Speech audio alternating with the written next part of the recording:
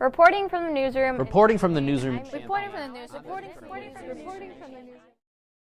Reporting from the newsroom in Champaign, I'm Naija Ellison, and this is the Daily Illini vidcast for Tuesday, March 12th. Today marks the second day of the Service Employees International Union strike.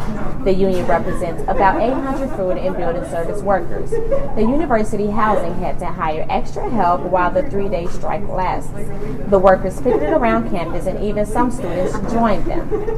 Come 2014, electrical and computer engineering faculty and students will have a new place to call home. The new building committee announced yesterday that ECE's new building is on track for completion by July 10th of next year.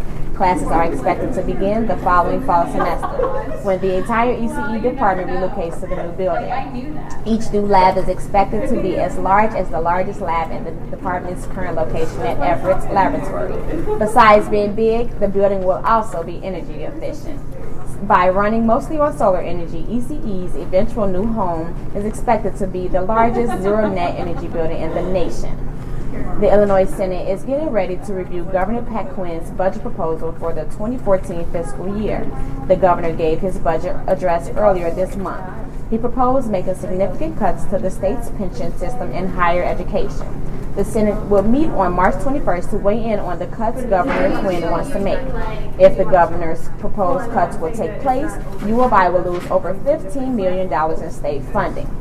And if you're looking for your basketball fix before Illinois begins the big tournament this Thursday, you can catch the Illini seniors on the Big Ten Network. Three of Illinois seniors, Brandon Paul, DJ Richardson, and Tyler Griffery, were a part of the Senior Day episode of The Journey, the Big Ten's documentary program.